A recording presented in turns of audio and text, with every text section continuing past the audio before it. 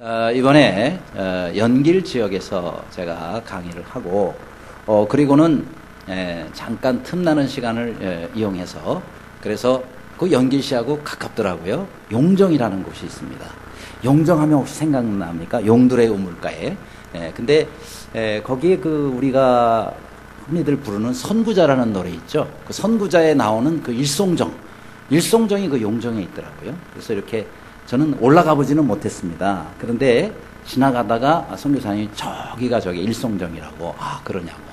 그리고 요 강이 해란강이라고, 일송정 푸른 소름 뭐 그러면서 우리 선구자 노래 부를 때 하는데, 바로 그 용정이라는 데가 왜 중요하냐면, 거기서 일제에 우리가 한 거에서 거기서 많은 독립운동가들이 나오고, 그러면서 또 좀 민족에 다시 한번 회복되는 그 역사를 위해서 그렇게 후대를 위해서 교육하고 또 많은 그런 독립운동을 했던 곳이 바로 그 용정이라는 곳에 있습니다. 근데 용정을 이제 갔더니 거기에 이제 출신 뭐랄까요, 독립운동가들을 이렇게 기념관을 만들어 놨더라고요. 우리가 잘 아는 윤동주 시인, 그 다음에 또 김좌진 장군, 문익환 목사님, 그 우리가 들어도 다 아는 그런 분들이 보니까 그 용정 중학교 출신이더라고요. 그래서 이제 용정 중학교에 또 그 기념관이 있어서 그래서 그 기념관을 들렀다가 나오는데 이렇게 그 용정 중학교의 교문의 벽에다가 저기 보이는 저런 뭐 현판 같은 거를 붙여놨더라고요. 그렇게 크게 이렇게 돼 있어서 제가 사진을 찍었습니다. 저게 이렇게 중국어 한자로 돼 있어가지고 그래서 잘 모르는 것이도 있고 그래요. 그래서 옆에 선교사님이 이제 그것을 읽어주셨는데 이렇습니다. 랑매 일개 학생도 태기 둘의 졸업 이렇게 돼 있는 거예요.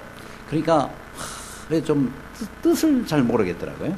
근데 그 선교사님이 번역을 해주는 거예요. 뭐냐면은 모든 학생들 일개 학생도 그러니까 도는 물이라는 거니까 학생 하나하나마다 그 다음에 태기두니까 머리를 들고 그리고 조로 걸어가라 하는 거예요. 그러니까 학생들 뭐 이 나라가 이렇게 망하고 그 다음에 일제 압제 때문에 고통을 당하고 그렇게 고난을 당해서 머리 숙이고 그저 나라 잃었으니 힘이 하나도 없는 이런 모습으로 다니지 말고 학생들이요 머리를 바짝 들라. 그리고 당당하게 앞으로 이 나라가 다시 회복될 그날을 바라보면서 당당하게 그렇게 걸어가라 라고 하는 그런 말이에요. 근데 저 말은 누가 한 말이냐면 러시아의 수호 물린스키라는 아주 훌륭한 그리고 유명한 교육자가 한 말입니다. 이 수호 물린스키라는 분이 책을 썼는데 그 책 가운데 우리나라 말로 번역된 게 몇 권이 있더라고요.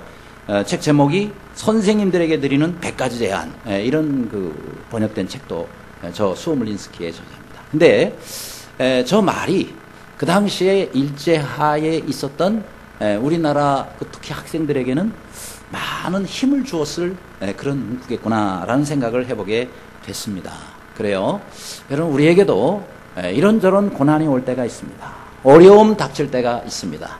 그때마다 우리는 머리를 들고 늘 주님을 바라보면서 소망을 가지고 믿음을 가지고 전진해 가시는 여러분들이 되시기를 간절히 바랍니다. 오늘 이 본문은 사도 바울이 예루살렘에서 당했던 그 고난을 기록하고 있습니다. 자, 그런데 그런 고난 가운데서 사도 바울은 과연 어떻게 그 고난들을 이기면서 그러면서 살아갔느냐 하는 거예요. 첫째로 사단이 집요하게 공격하는데 그 집요한 공격에 주의하며 살자라는 겁니다. 자, 1절 말씀에 보면 닷새 후에 대제사장 아나니아가 어떤 장로들과 한 변호사 도들로와 함께 내려와서 총독 앞에서 바울을 고발하니라 이렇게 말씀하고 있습니다. 자, 여기서 지금 사도 바울은 3차 선교여행 후에 이미 하나님이 말씀하시고 성령이 감동을 주신 대로 예루살렘에서 환난과 핍박이 기다리고 있다 그랬어요. 그래서 예루살렘으로 알고도 갔지만 그는 체포가 돼가지고 거기에서 이렇게 또 고발을 당하게 됐습니다. 이제 고난의 시작이라고 봐야 되겠죠. 그런데 이 역할을 누가 하느냐 하면 대제사장 아나니아가 그랬습니다. 아나니아가 고발을 합니다. 예, 이 아나니아, 겉으로 볼 때는 물론 대제사장 사람 아나니아지만은, 그러나 이 모든 핍박과 환난과 고난 뒤에는 눈에 보이지 않는 사단의 역사가 있다는 사실입니다. 여러분, 어려움 당할 때에 하나님의 일을 하다가 하나님의 일을 방해하고 하나님의 일을 무너뜨리려고 하는 그 사단이 눈에 보이지 않게 뒤에서 역사하고 있다는 사실을 우리는 알아야 된다 하는 겁니다. 그렇습니다. 사단은 참으로 집요한 자입니다. 그래서 정말 하나님의 일을 방해하고 하나님의 사역을 무너뜨리기 위해서 포기하지 않고 아주 집요하게 물거들어지는 존재다 이 말이죠. 그래서 오늘도 여기에 이 바울 같은 경우를 보면, 지금 바울이 곳곳에 가서 선교를 하니까 그거를 막기 위해서 전부 유대인들을 동원하지 않아요? 사단이 유대인들을 동원해가지고 바울이 제대로 복음 전하지 못하게 계속해서 따라다니면서 역사를 합니다. 그러면서 사람들을 선동해서 바울을 제거하려고 돌에 쳐서 죽이기까지도 하고 그랬잖아요. 그래도 안 되니까 이제는 이 악한 대제사장 아나니아를 동원해가지고 폭력을 이용해서 바울을 제압하려고 해요. 근데 이것도 역시 계획이 이루어지지 못합니다. 그러니까 다시 암살단을 조직합니다. 그래서 이 바울을 완전히 암살해서 제거하려고 암살단을 조직하는데, 이것도 역시 하나님의 역사로 수포로 돌아가요. 그러니까 이제는 포기하지 않고 또다시 로마법의 전문가인 더들로라는 사람, 오늘 본문에 이름이 나오죠. 이 더들로라는 사람과 함께 벨릭스 총독을 찾아갑니다. 그래서 이 벨릭스 총독에게 바울을 고소를 하는 거예요.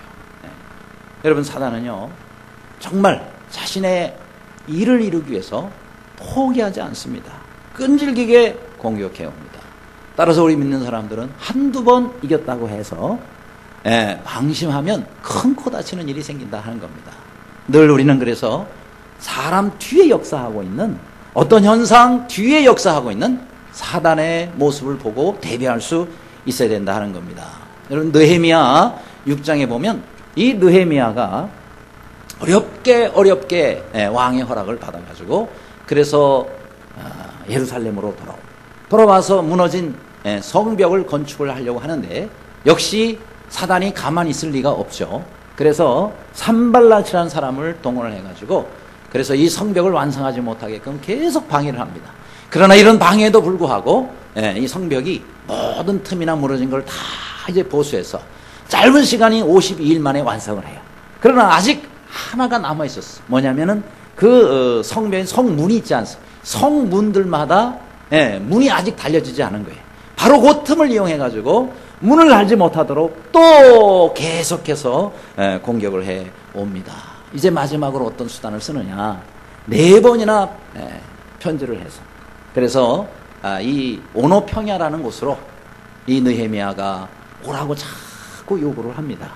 그러면서 4번 해도 안 오니까 이제 마지막으로 아주 교묘한 방법을 사용합니다. 어떤 방법이냐?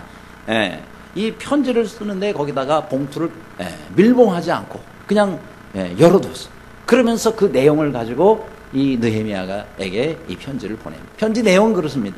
당신이 일로 오지 아니하면 당신이 이 예루살렘 성벽을 쌓아서 이스라엘 나라의 왕이 되려고 한다라는 이 소문이 다 퍼지도록 만들겠다.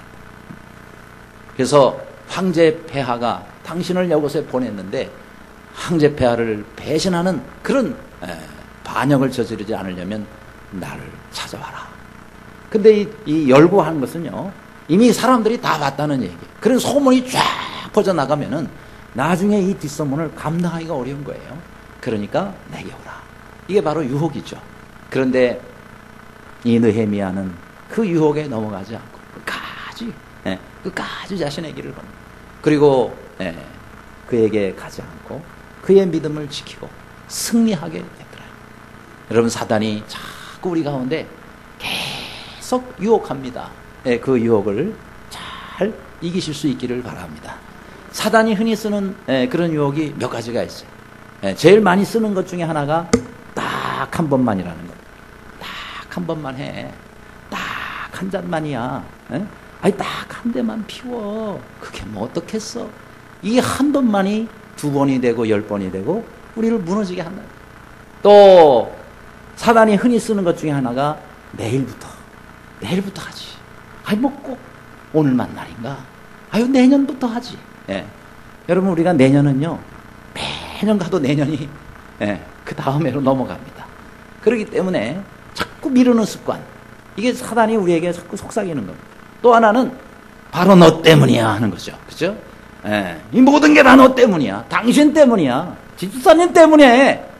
이게 바로 사단이 하는 작전 중에 하나입니다. 또 하나가 있죠. 나는 못해 하는 거예요. 뭘 좀 하라 그러면 아니 하나님이 하라 그러죠. 난 못합니다. 난 못해. 하나님 할 수 있다 그러는데 아니 무슨 소리요? 난 못해요. 이러면서 우리가 못해. 그리고 또 하나가 있어요. 그 뭐냐면 너 죽을래 하는 겁니다. 아주 두려움을 주죠. 사단의 강한 무기 중에 하나예요. 너 그러다가 죽을래? 너 그러다 한번 망해볼래? 그러면요 뭐 하려고 그러다 아이고 죽으면 안 되지. 그러면서 우리가 주춤하고 위축이 되고 포기해버리고 이럴 수가 있다. 사단은 우리에게 두려움을 줍니다. 그래서 성경은 두려워하지 말라, 염려하지 말라 우리에게 말씀합니다. 모든 사단의 이와 같은 계략에 우리가 물러서지 말고 믿음으로 전진할 수 있는 모두가 되시기를 간절히 바랍니다. 두 번째로 성도가 고난을 당할 때는요 전염성이 강한 성도로 살아야 된다. 5절에 보면 우리가 보니 이 사람은 전염병 같은 자라 천하에 흩어진 유대인을 다 소유하게 하는 자여 나사렛 이단의 우두머리라 라고 말씀하고 있습니다. 그래요. 여러분 사단은 이렇게 우리를 자꾸 송사합니다. 우리가 죄를 짓잖아요. 그러면 자꾸 하나님 보세요 하나님 저 사람이 저런 죄를 또 지었습니다. 자꾸 송사를 해요. 예수님께서 우리를 위해서 성령께서 우리를 위해서 변호해 주시고 그렇게 하시지 않으면 정말 우리 설 수가 없습니다. 사단은 계속해서 송사를 합니다. 오늘 여기에 바울을 향해서도 송사를 하는데요. 뭐라고 해요? 이 사람은 전염병 같은 사람이다. 여러분 여기서 이 전염병은 아주 악질 전염병을 말하는 거예요. 옛날에 저 유럽에 있는 수많은 사람을 죽였던 페스트라든지 우리도 경험했지만 사스 같은 이런 전염병, 아주 악질 전염병이죠. 이런 전염병 같은 사람이다라는 말이에요. 그러니까 이 겉으로 볼 때는 아주 나쁘게 지금 하는 거지만 반대로 뒤집어서 생각해 보면은 야 사도 바울이 얼마나 대단한 사역을 했는가라는 엿볼 수가 있어요. 그죠? 아니 오죽했으면은 이런 악성 전염병이라고 했을 거예요. 사도 바울이 가는 곳곳마다 복음으로 그들이 전염돼 가지고 그들이 다 하나님께로 돌아오고 유대인들이 막 돌아오고 막 역사가 일어났다. 그러니까 이 사람들이 곳곳에 들어가 보니까 야 정말 이 사도 바울 가만 놔두면은 큰일 나겠구나 이렇게 생각을 하고 악성 전염병이라고 이렇게 여기서 고발하고 또 송사를 하고 있지 않습니까? 그런데요 나쁘게 생각하면 전염병이지만 또 좋게 생각하면 얼마나 주님을 열심히 증거했고 얼마나 그것이 역사가 많이 일어났으면은 이렇게 전염병 같은 사람이라고 얘기를 했을까요? 우리도 좋은 의미에서 전염병과 같은 삶을 살면 참 좋겠습니다. 별로 아멘이 없으시네. 예, 여러분 이거 말은 뭐예요? 복음의 선한 영향력을 말하는 거예요. 그렇죠? 여러분 악한 사람들이 악한 일을 자꾸 전염시켜 다닌다면 우리는 좋은 일, 선한 일, 더군다나 그 영혼을 주님께로 인도하는 이 일을 위해서 우리도 선한 영향력을 끼치며 살아야 되지 않겠느냐 하는 겁니다. 우리가 빛과 소금의 역할을 하는 것도 중요합니다만 이보다도 한 단계 더 나갔으면 좋겠어요. 이제는 사람들을 주님께 인도하는, 그렇죠? 그들에게 아주 복음의 선한 영향력을 끼치는 그런 삶을 살자. 우리 예전 교회도 이렇게 정말 전염병처럼 많은 사람들에게 주님을 전염시키는 그런 교회가 됐으면 좋겠습니다. 저 시카고에 가면 아주 전도를 잘하는 교회가 있죠. 윌로우 크릭 교회. 근데 이 윌로우 크릭 교회에 제가 전도 훈련을 이틀을 가서 받았어요. 근데 이 전도 훈련 제목이 뭐냐? 전염성 있는 그리스도인 되기입니다. Becoming a Contagious Christian이라는 제목이에요. 그러니까 전염성 있는 그리스도인이 되자. 우리가 주님을 전할 때 이렇게 많은 사람들에게 전염을 시켜. 그러니까 여러분하고 누구든지 안 믿는 사람이 대화만 하면 말이죠. 맞아. 나도 교회 다녀야 될 것 같아. 나도 예수님 믿어야 될 것 같아. 그래서 전염돼가지고 자기도 모르게 교회로 오는 거예요. 이런 삶을 살아야 되는데 어떤 사람은 거꾸로 되는 거예요. 예수님 안 믿는 사람을 우리가 만났는데 말이죠. 너무 그 사람한테 빠져가지고 교회를 이제 그만 나가야 될 것 같아. 그렇게 우리가 거꾸로 따라가면 안 된다 이 말이에요. 전염당하지 말고 전염시킬 수 있는 그런 우리가 될 수 있기를 간절히 바랍니다. 예.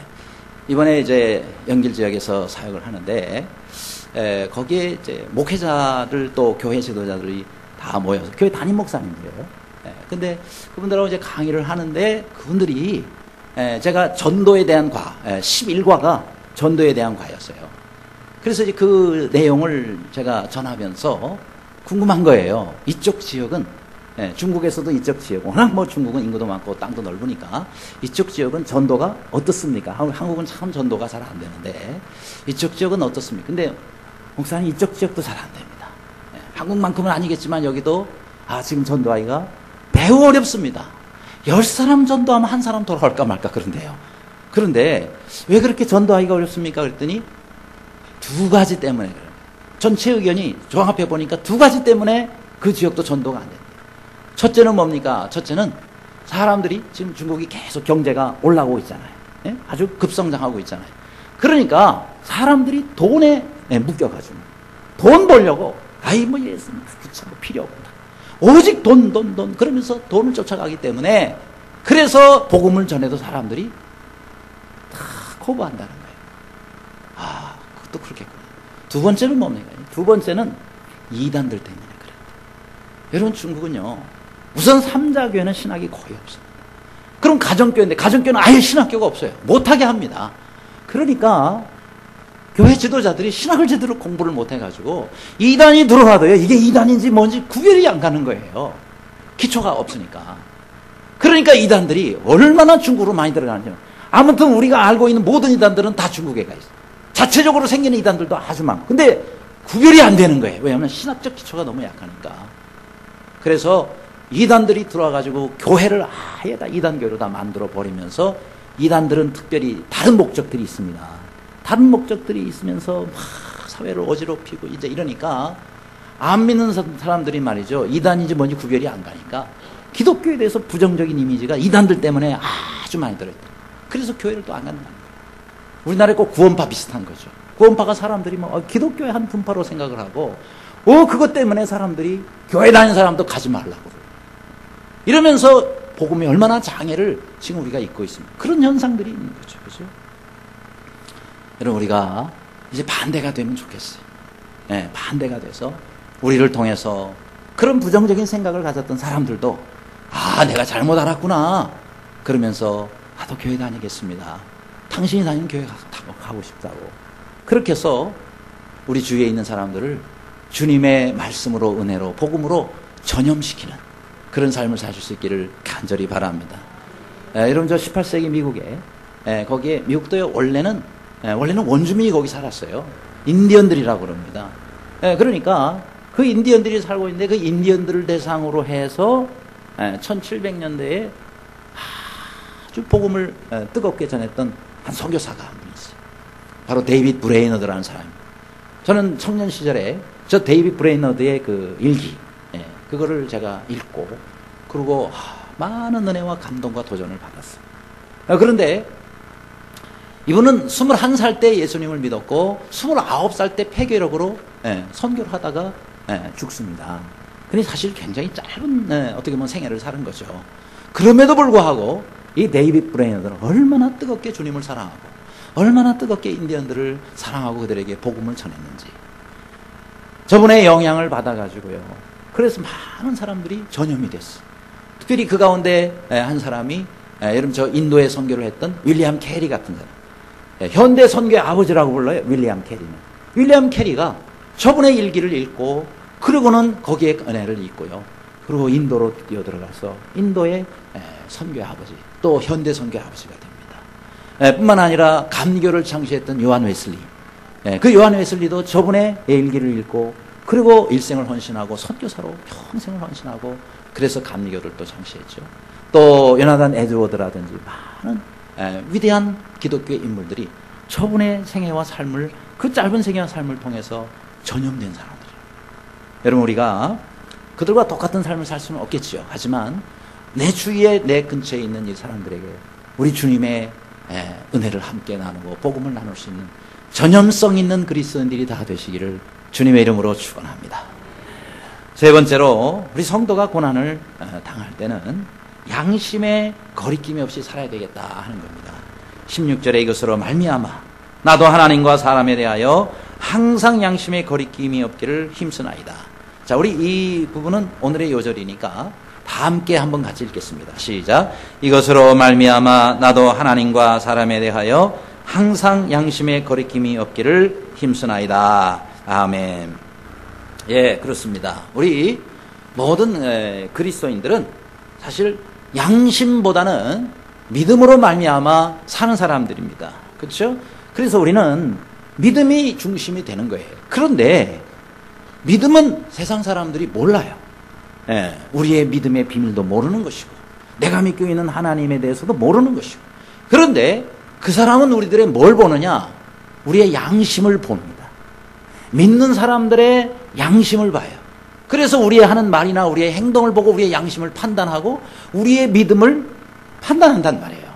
그렇기 때문에 우리가 교회 안에서는 또 하나님과 나와의 관계에 있어서는 믿음으로 말미암아 살아야 되겠지만 우리가 세상 가운데서는 선한 양심을 가져야 된다 이 말이죠.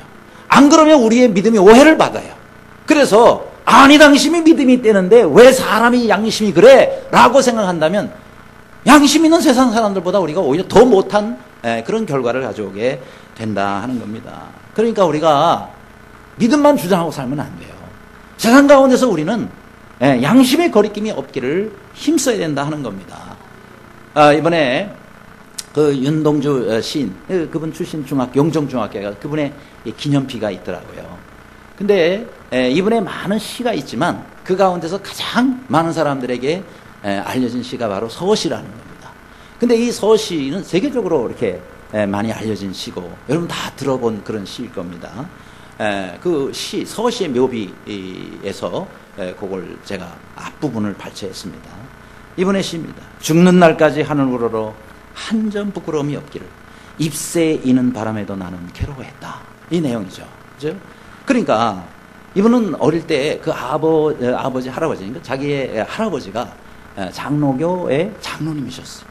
그러면서 이 윤동주 시인 어린 시절에 유아 세례를 받게 해가지고 어쨌든 믿음으로 살게 있었답니다. 그런데 이 윤동주 시인이 불과 30도 못 돼요. 저 일본에 가서 생체 실험의 도구로 쓰임받고 감옥살이 하다가 죽었습니다.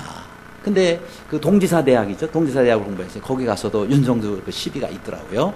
근데 이 시가 바로 뭐죠? 죽는 날까지 하늘을 우러러 한 점 부끄러움이 없기를 힘쓴다. 양심의 거리낌이 없기를 합니다. 잎새에 이는 바람에도 나는 괴로워했다. 그 잎새에 이는 바람, 아주 작은 바람에도 살랑살랑 흔들리잖아 잎새가. 그런 것에도 내 마음이 괴로워했다니까. 조그마한 것이라도 내 양심의 거리낌이 있다 그러면 내가 그걸로 힘들어한단 말이죠. 바로 이런 양심을 가지고 나라를 위해서 살았던 사람이 또 윤동주 시인입니다. 그런데 우리가 신앙생활을 할 때요, 안 믿는 사람도 양심을 가지고 사는데 우리 믿는 사람이 오히려 더 좋은 양심을 가져야 되는데 그보다 못하다 그러면 우리는 참 부끄럽고 죄송한 것이다 하는 겁니다. 그래요. 열심히 주님을 믿고 열심히 주님을 섬기는 거 좋지만은 그 열심이 우리의 양심이 뒷받침이 돼 있어야 한다 하는 겁니다. 안 그러면 우리의 잘못된 양심 때문에 예수님이 손가락질을 받는다. 세상 가운데서 예수님이 욕을 먹을 수 있다 하는 겁니다. 그래서 우리의 양심을 하나님 앞에서 우리가 가져올 수 있기를 간절히 바랍니다. 고대 그리스의 철학자 중에 여러분 피타고라스라고 많이 들어보셨죠? 이분의 제자가 한 명 있어요. 근데 이 피타고라스의 제자가 한 번은 가게에서 신발 한 켤레를 샀답니다. 근데 신발을 사고 난 다음에 마침 돈이 있는 줄 알았더니 이 돈이 준비가 안 됐던 거예요. 그래서 죄송합니다만 내일 제가 돈을 드리겠습니다. 그리고 이제 신발을 가져갔어요. 내일 드리겠다 그러고. 그러고 이제 그 다음날 이 제자가 신발 값을 준비해서 그리고 그 가게를 찾아갔는데 주인이 없는 거예요. 어디 갔습니까? 어제 갑자기 돌아가셨습니다. 속으로 말이죠. 한편으로 너무 좋은 거예요. 왜요? 신발 값을 안 내도 되겠구나. 응?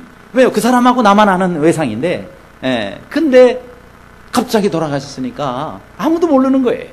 그래서 야, 잘 됐다. 그러고는 집으로 와가지고 너무 기뻐했는데 기쁨도 잠시 양심의 가책을 받아가지고 못 견디겠다는 거예요.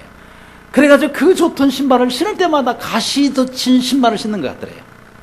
신발에 발이 들어가면 막 따갑고 아프고 막 마음도 아프고 말이죠. 그래서 도저히 안 되겠다. 그래서 가게를 다시 찾아갔습니다. 그러고는 신발 값을 주는 겁니다. 그랬더니 그 상대방이 뭔지를 모르잖아요. 아니, 그 주인은 벌써 돌아가셨는데요.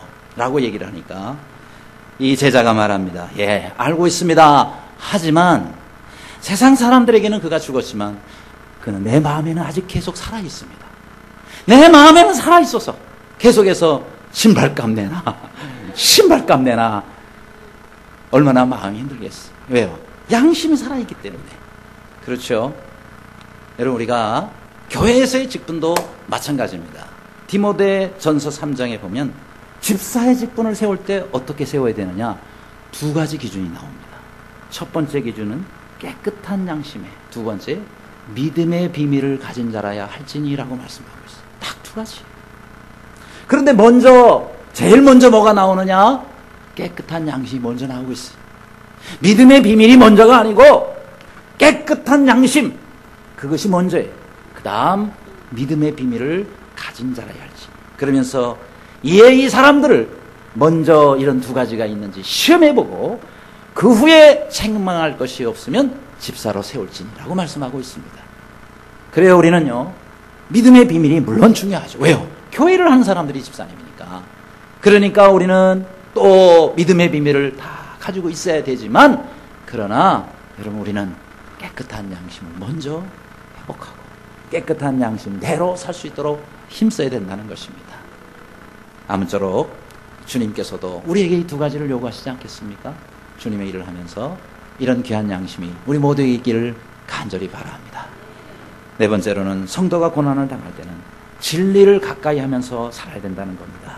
25절 26절에 바울이 의와 절제와 장차오는 심판을 강론하니 벨릭스가 두려워하여 대답하되 지금은 가라, 내가 특임 있으면 너를 부르리라 하고, 동시에 또 바울에게서 돈을 받을까 바라는 거로 더 자주 불러 같이 이야기하더라 라고 말씀하고 있습니다. 자, 여기서 바울의 강론을 들은 이 벨릭스 총독의 반응이 어땠어요? 예, 지금은 가라는 겁니다. 왜요? 바울이 계속해서 심판과 그 다음에 하나님의 말씀과 진리에 대해서 얘기를 하니까 막 마음이 찔리는 거예요. 양심적이고 제대로 바르게 사는 사람 같으면 뭐가 찔리겠어? 그러면서 더 들려주세요. 아마 이랬을지도 모르겠어. 그런데 하나님의 심판 막 얘기를 하니까 무서운 거거든요. 네? 왜요? 그만큼 이 지금 지도자는, 이 총독 벨릭스는 타락한 사람이에요. 그러니까 자기가 그 말을 더 이상 듣기가 어려운 거예요. 그러니까 이제 좀 그만 가서 지금은 좀 가라고. 그래가지고 아예 보내버립니다. 바울을 멀리합니다. 왜요? 양심에 찔려가지고. 그런데 이 총독 벨릭스가 바울을 멀리해야 될 게 아니고 오히려 지금 가까이 있는 자기 아내를 사실은 멀리해야 돼요. 왜요? 부정한 아내였다는 거죠. 오히려 부정한 아내는 멀리하고 바울을 가까이 해야 되는데 거꾸로 바울은 멀리하고 부정한 아내를 가까이. 왜요? 예, 그 아내는요, 에멘사 왕 아지즈의 아내였습니다. 그런데 아지즈의 아내였던 이 드루실라라는 성경에 나오는 이 여인은 아지즈하고 살 때 벌써 두 번째 결혼, 그리고 이 사람한테 세 번째 지금 사는 그런 여인이었다. 물론 이 벨릭스 총독도 지금 이 여인이 세 번째 여인이에요. 그러니 둘 다 같은 세 번째니까 잘 만난 것 같아요. 근데 문제는 뭐예요? 부정한 삶의 연속이다 이 말이죠. 그래요. 지금 바울은 진리를 전하고 있습니다. 이 총독 벨릭스는 부정한 사람을 멀리하고 오히려 하나님이 보내신 진리의 사도인 바울을 가까이 하고자 했었을 거 아니겠어요? 그런데 오히려 반대로 가라, 나를 떠나라. 오늘날 우리는 내가 누구를 가까이 하면 사느냐가 참 중요합니다. 여러분 주위에는 누가 가까이 있습니까? 나의 가까이에는 어떤 사람이 가까이 있나요 말이죠. 왜요? 우리는 그 사람의 영향을 받게 돼 있어요. 그러니까 정말 좋은 사람들을 여러분 주위에 있기를 간절히 바랍니다. 내가 지금 의인을 가까이 하고 있느냐, 아니면 죄인을 가까이 하고 있나 보세요.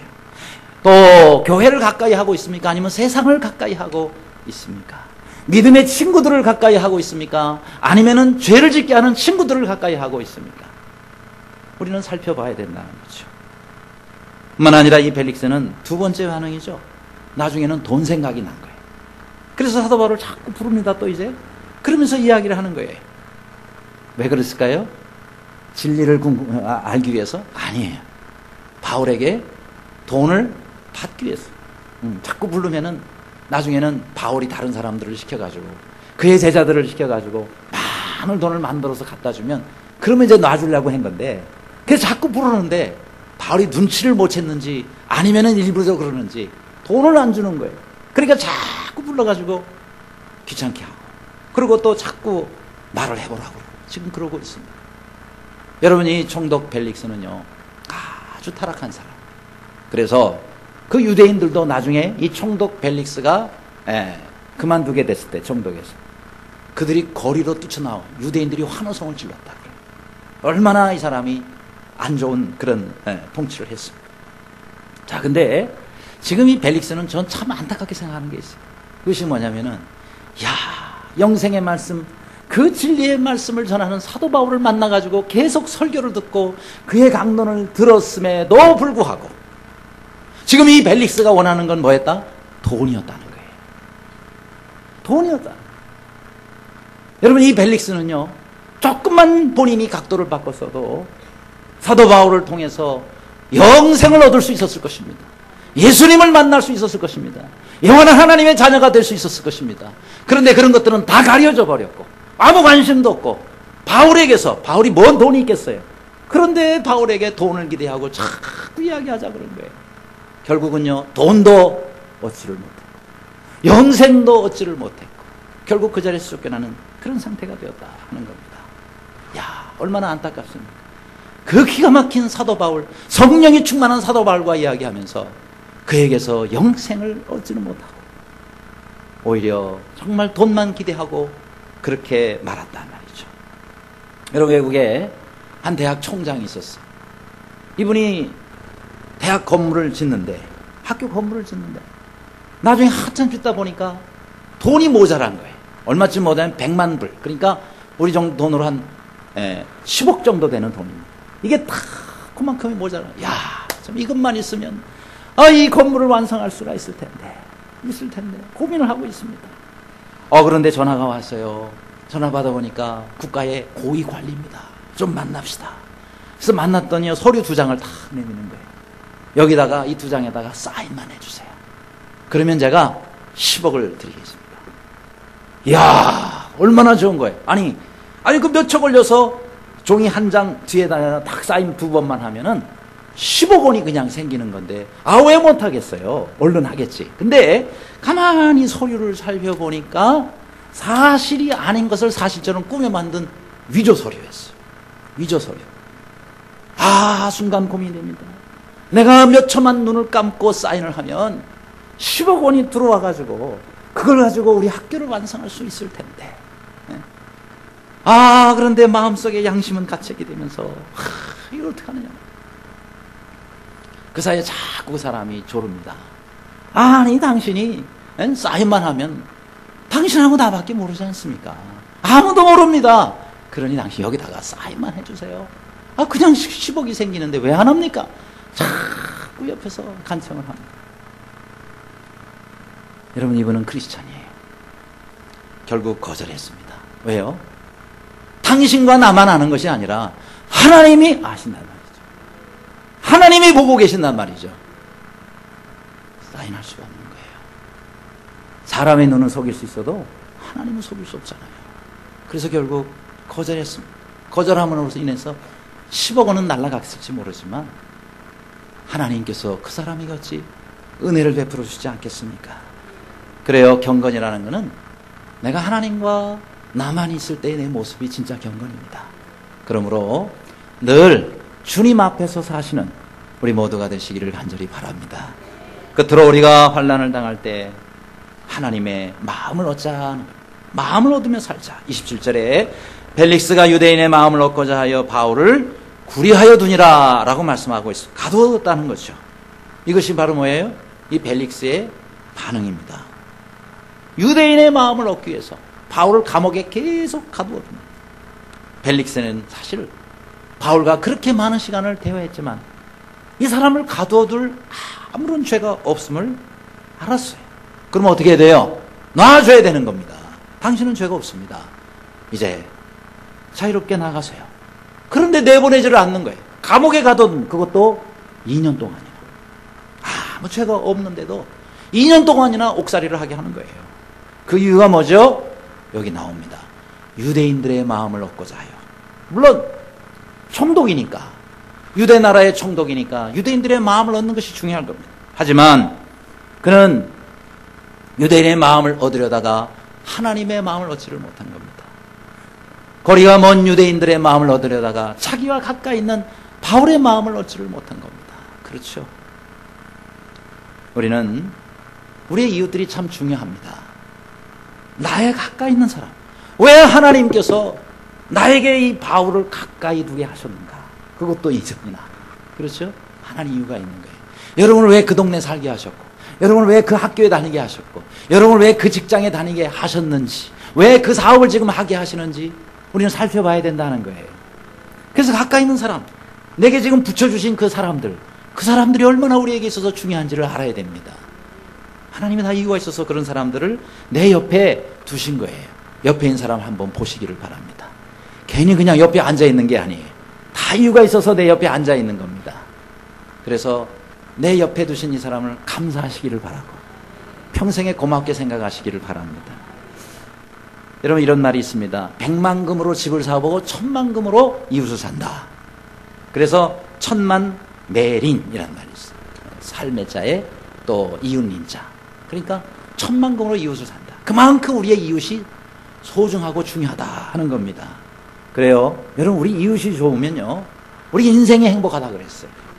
이웃이 안 좋으면 인생이 불행해질 수 있다는 겁니다. 저 중국의 남북조 시대에 바로 이 남쪽의 역사를 남사라는 책이 있어요. 그 역사에 보면은 누가 나오냐면 송계하라는 사람이 나옵니다. 근데 이 송계하라는 사람, 높은 벼슬을 하는 사람이었지만, 자, 이제 정년퇴직을 곧 하게 됩니다. 그래서 이제 정년퇴직에 대비해서 자기가 노후를 살 수 있는 그 집을 마련하려고 그러고 이제 알아보고 다닙니다. 그런데 이제 어떤 집을 샀느냐면은 거기에 그 나라에 여승진이라는 사람이 있습니다. 이 여승진이라는 사람을 제가 이렇게 자료를 조사해 보니까 아주 이 송나라 사람인데요, 매우 성실하고 그리고 매우 또 겸손한 사람이에요. 그런 상문이 아주 높고 그리고 또 벼슬도 높은 바로 그런 사람이었는데, 그 사람 옆에 가서 살고 싶은 거예요.